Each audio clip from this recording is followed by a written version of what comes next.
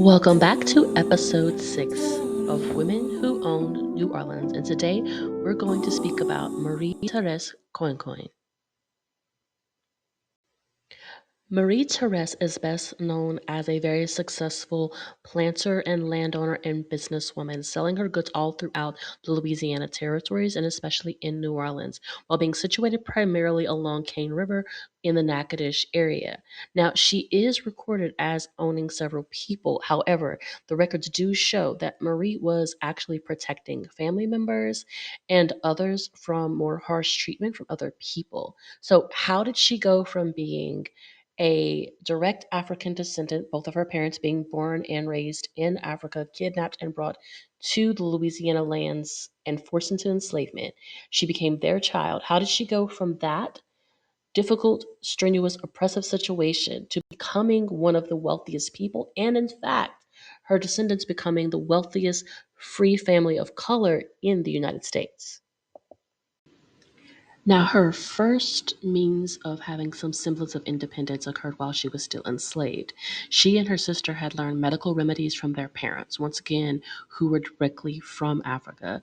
Those traditional remedies were passed down to them, and they used that to earn some kind of income and mobility in the region. Coincoin's first husband was actually an actual enslaved man, and they actually had 5 children together. I don't know what actually happened to their partnership or relationship. The records are still fuzzy in that area, but later on in her life, she married to a French man named Claude Motoyer, who purchased her freedom in 1778.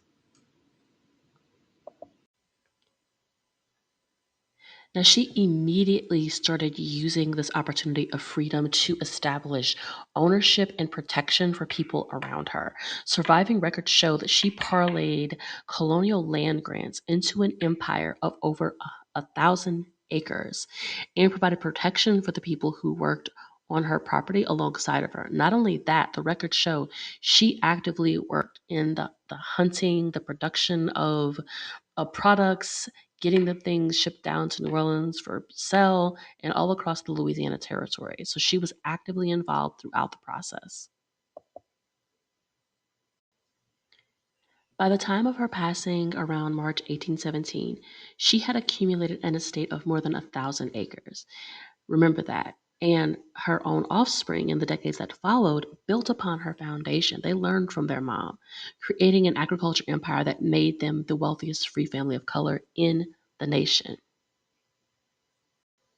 And Marie's example would go on to really set the stage for several other women of color in Louisiana territories, and including in New Orleans, who heard about her, interacted with her, engaged with her, and learned how to pivot and manipulate through the legal system and the barriers to build empires that were protective, not only to themselves, but to the communities around them. Be sure to come back for episode 7, where we continue telling these stories of women who owned New Orleans. And in the case of Marie Therese, also owning much more larger portions of Louisiana territory.